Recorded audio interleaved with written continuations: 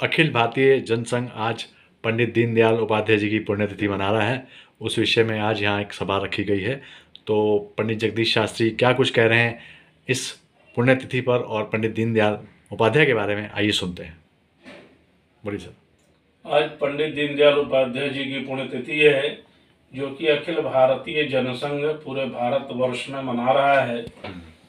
भारतीय जनसंघ का ही रूप है अखिल भारतीय जनसंघ। और पंडित दीनदयाल उपाध्याय जी की जयंती, पुण्यतिथि, उनके विचार, उनका ज्ञान की आवश्यकता आज पूरे समाज को है।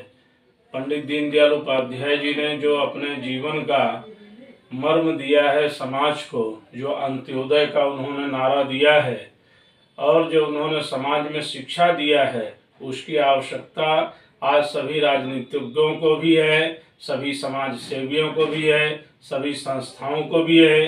बल्कि पंडित दीनदयाल उपाध्याय जी का प्रकरण पाठ्य पुस्तकों में भी पढ़ाने की आवश्यकता है, जिससे कि आने वाले समय में आज के जो बालक हैं, युवक हैं, उन सबको जानकारी मिल सके।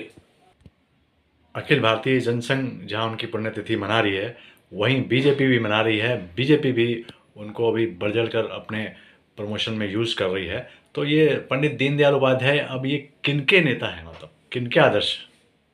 देखिए, भारतीय जनता पार्टी उनकी पुण्यतिथि, जयंती या जनसंघ के डॉक्टर श्यामा प्रसाद मुखर्जी जी पंडित दीनदयाल उपाध्याय जी की जयंती पुण्यतिथि मनाती है। अच्छी बात है। तो ये जो नेता हुए हैं, ये मूलतः भारतीय जनसंघ के ही। जनसंघ बना है 1951 में। भारतीय जनता पार्टी की स्थापना हुई है 1980 में। उसके पहले ही दोनों नेता स्वर्ग सिधार चुके हैं। तो मूलतः वो भारतीय जनसंघ के ही हैं।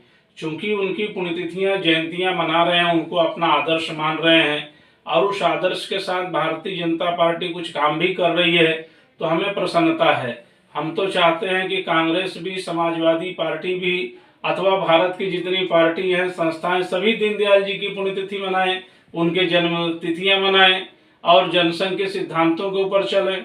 तो दीनदयाल जी या मुखर्जी जी, वो तो देश के हित के लिए हैं। बलराज जी देश के हित के लिए हैं। तो जो देश के हित के लिए हैं, उन सभी लोग उनको माने।